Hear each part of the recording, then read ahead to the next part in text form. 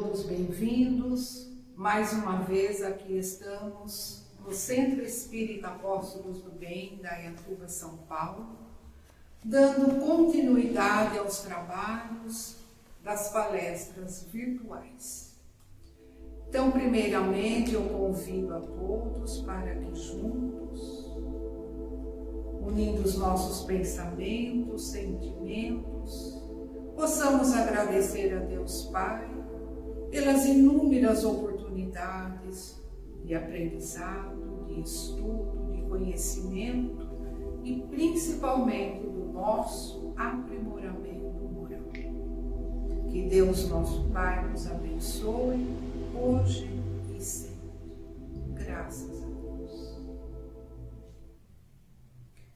O tema de hoje vai nos falar da importância da vida em família.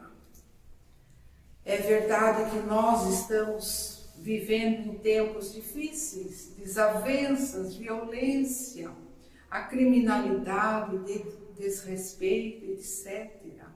Mas por que tudo isso acontece? Porque nós sabemos que, infelizmente, o homem, movido pela ganância, pela ambição, pela competição, pelo materialismo excessivo, vai se distanciando cada vez mais dos reais valores da vida, principalmente no que diz respeito ao aspecto moral, humano, afetivo e principalmente da vida em família. Se nós começarmos a observar as pessoas de um modo geral, vamos notar que elas não se olham, não se falam, não se respeitam, não se relacionam fraternalmente. É somente aquela busca do imediatismo. Então é necessário, urgente, a valorização da vida em família, a importância dessa convivência, desse relacionamento, onde todos são peças fundamentais nas engrenagens da vida. O que realmente entendemos por família? Nós temos vários conceitos. Nos fala e sabemos que é um grupo de pessoas que vivem juntas. Que família também é a célula da sociedade, porque a formação moral ela é moldada dentro da família e que no futuro irá refletir na sociedade. Família também é a base da educação, porque a educação cabe à família. Essa grande responsabilidade não pode, não deve ser transferida a terceiros, como geralmente acontece, aos avós, aos professores, à escola e por aí vai. Muitos pais negligenciam as suas tarefas de educadores, colocando sempre em primeiro lugar os seus compromissos profissionais, sociais. Tudo é melhor, tudo é mais importante do que a educação de seus filhos. Quantos pais se esquecem de que a educação cabe à família, através do amor, do exemplo, da atenção, do diálogo. Quantas vezes já ouvimos esta expressão? Órfãos de pais vivos.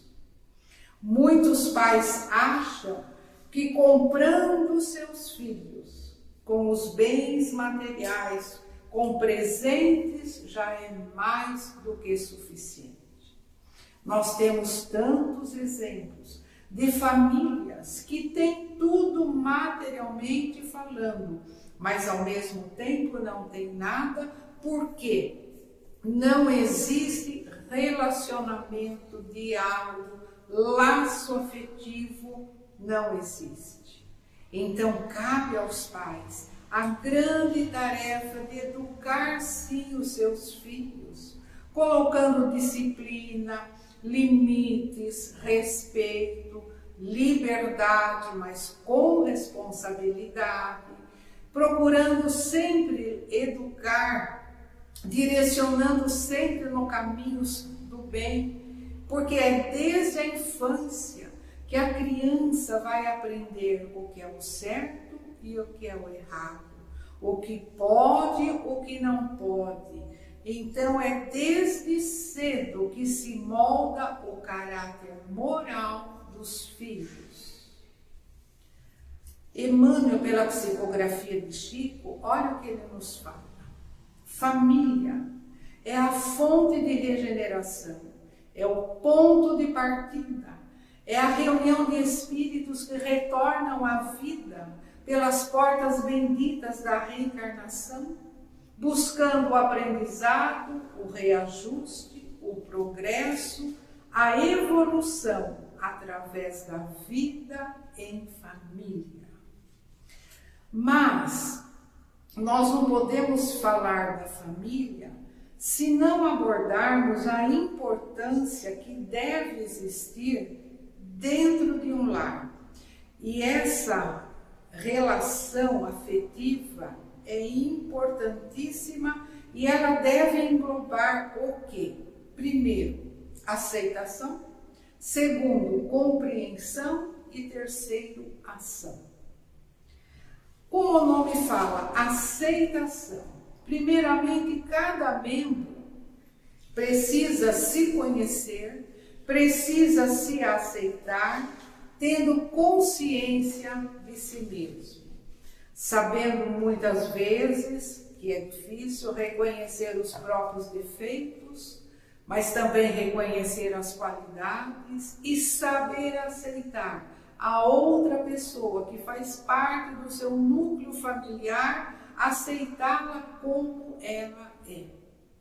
Então nós temos que lembrar que cada pessoa tem a sua individualidade, a sua personalidade. Somos espíritos imortais, com a necessidade de aprender, reparar arestas e principalmente no convívio familiar, porque na maioria das vezes muitos só enxergam as falhas do outro e não conseguem descobrir as próprias falhas.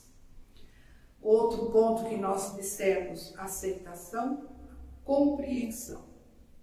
A pessoa que se aceita, que se conhece, ela saberá aceitar e compreender o outro, permitindo assim o bom relacionamento entre todos, a harmonia, porque dessa maneira juntos poderão alcançar benefícios para todos. Quem só reclama de tudo, de todos, nunca está satisfeito consigo mesmo, jamais conseguirá compreender o outro. Ação. Por que é importantíssimo? Porque não adianta ter o discernimento, ter o conhecimento e não colocar em prática, não pôr em prática a aceitação, a compreensão. Porque, como já dissemos outras vezes na nossa vida, não adianta apenas o saber e nada fazer. Não adianta decidir e não agir adequadamente e na hora certa. Então, nós podemos dizer que a ação, ela vai englobar, vai aceitar, tendo para isso boa vontade. Vai compreender, mas tendo dentro de si sentimento. E vai agir, sim, vai unir esforços, porque haverá então a cooperação, onde cada um procura fazer a sua parte. E se nós começarmos a analisar como são as famílias, de um modo geral, nós vamos aqui destacar 3 tipos. Primeiro, o tipo de família afetiva. Segundo, a família amorfa. E terceiro, a família passional. O que é afetiva? Como o nome já está dizendo, é o tipo de família onde existe um bom relacionamento, diálogo entre pais, filhos, parentes, avós. É uma família equilibrada, existe o respeito, a compreensão, o laço afetivo. Segundo tipo, é a família amorfa. O nome já está nos falando. É aquele tipo de família deformada, desequilibrada, desestruturada.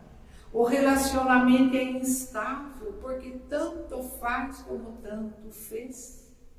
Não chega a conflitos maiores, mas também não há progresso, não há evolução entre os familiares.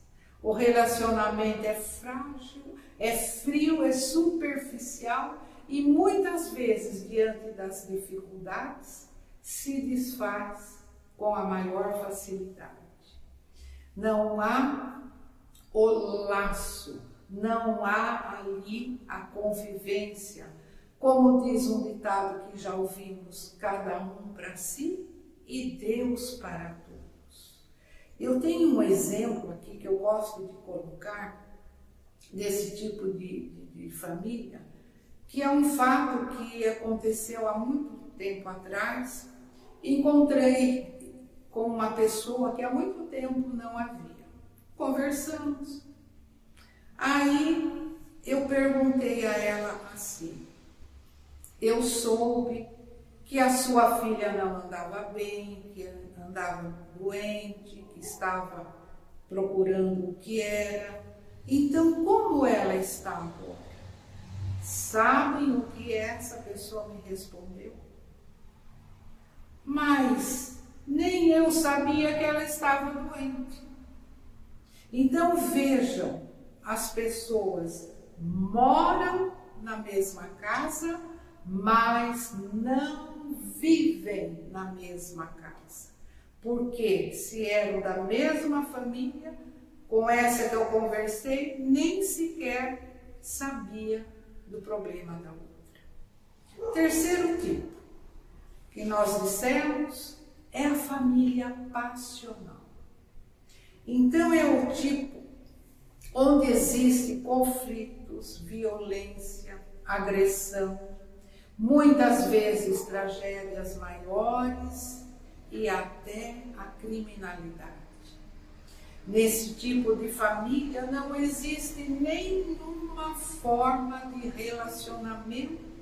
As pessoas ali envolvidas não superam as provas do laço familiar e passam pela vida, como eu disse, mas sem viver a vida. Mas de uma forma geral, o tipo da família afetiva, o tipo da família passional, creiam vocês, é a minoria.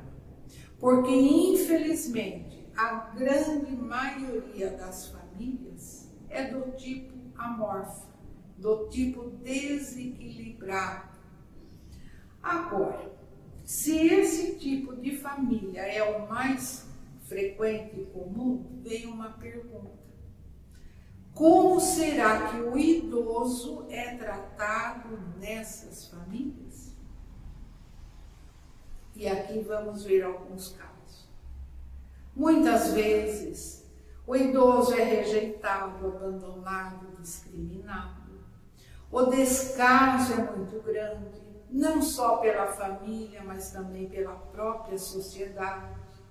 Vemos tantos absurdos, preconceitos, o desrespeito, etc. Mas nós não podemos esquecer de que a família é o apoio, é a garantia, é a segurança que o idoso precisa ter, sentindo-se amparado e protegido.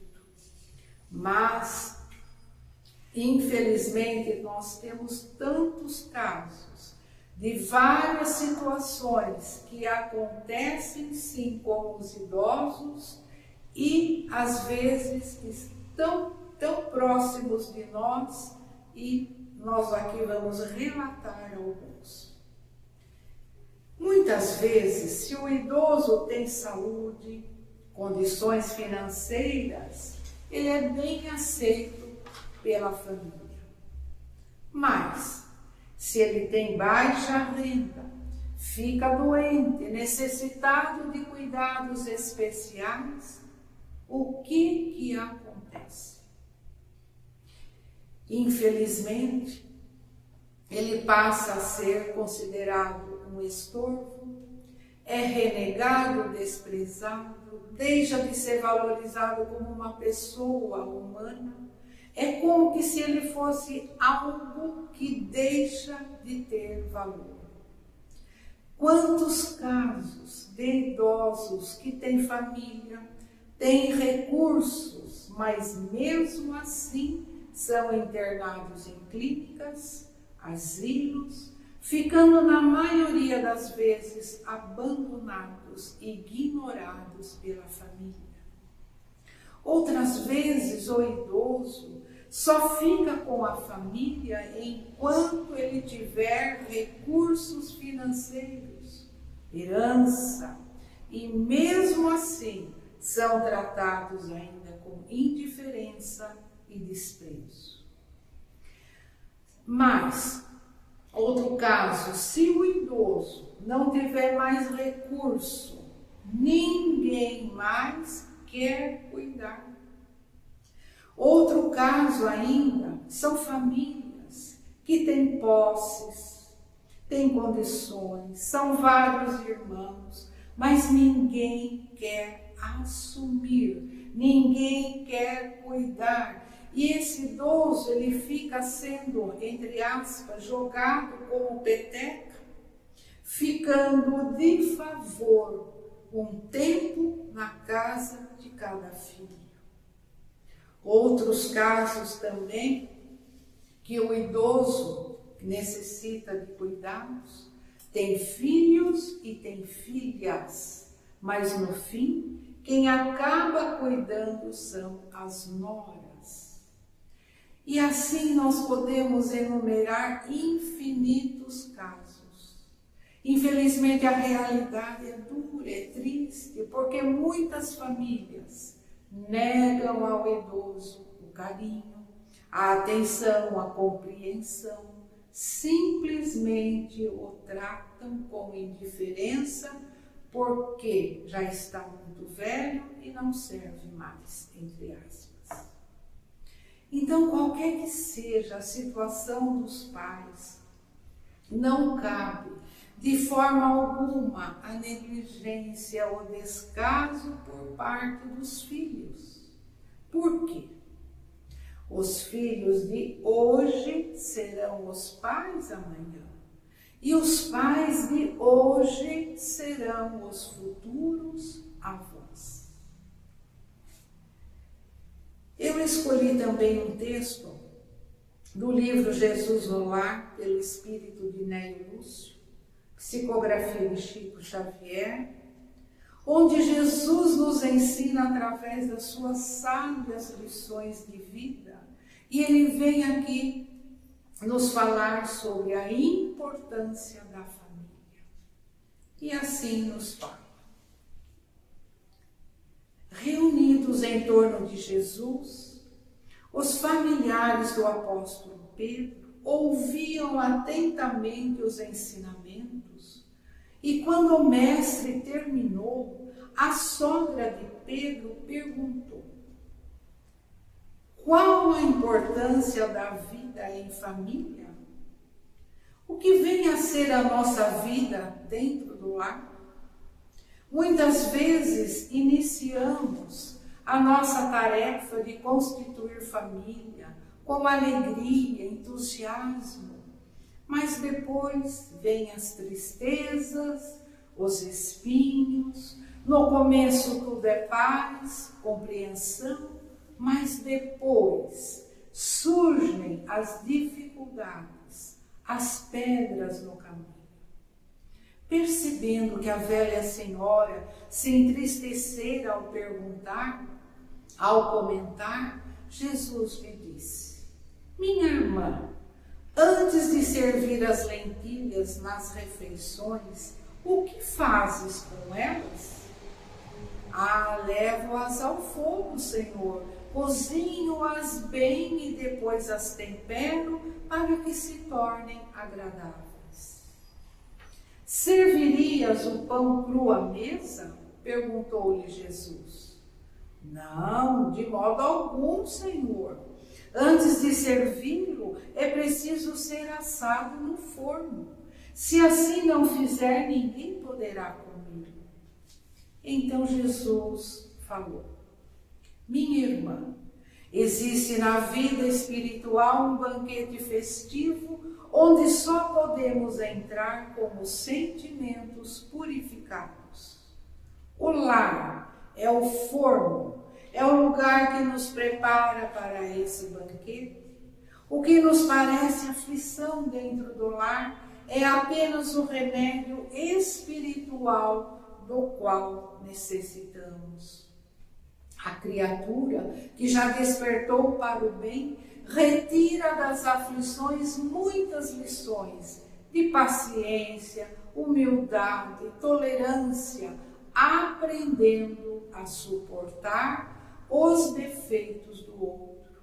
O lar é uma escola de fraternidade, é nele que aprendemos. A sogra de Pedro escutou atenciosa e falou: mas, Senhor, há porém criaturas que não aprendem, não se modificam. Jesus voltou a perguntar: o que fazes das lentilhas endurecidas, que não amolecem, mesmo depois de bem cozidas? Senhor, jogo-as no lixo, pois não serviriam para comer. Aí Jesus terminou dizendo: acontece o mesmo com as pessoas rebeldes, os corações que não cederem, mantendo-se na dureza, sofrerão por tempo indeterminado, até que desejem se modificar. Feliz daquele que sabe viver em família. E o texto aí termina. Então, o que nós absorvemos dessas maravilhosas lições, né? Quanto é importante a vida, o relacionamento entre todos dentro da família. Aqui ainda nos fala quantos que morando na mesma cidade, filhos, netos, nem sequer visitam, ligam para saber de seus familiares. Então nós precisamos aproveitar o forno do nosso lar, a escola da vida, aprendendo que ninguém é mais do que ninguém. Necessitamos uns dos outros para viver, aprender e progredir.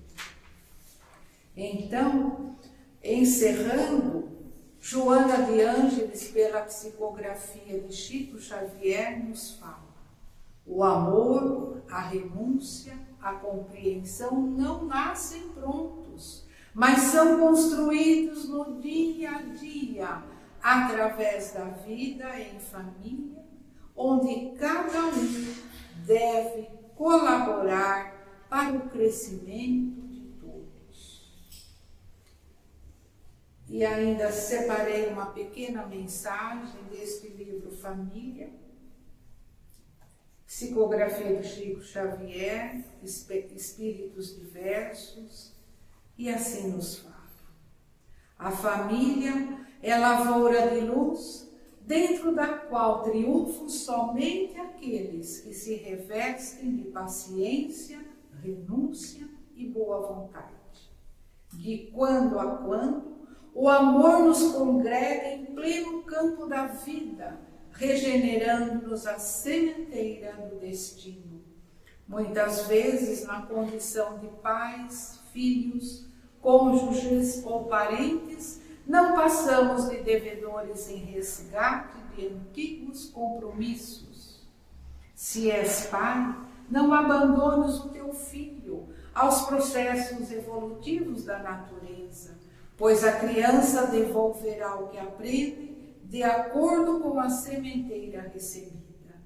Se és filho, não desprezes teus pais, relegando-os ao esquecimento e subestimando-lhes os corações.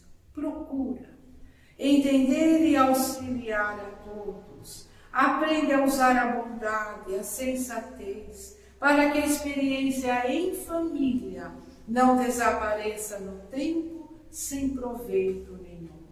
O mundo de hoje é o retrato fiel dos homens de ontem, e a terra do amanhã será o reflexo de todos nós.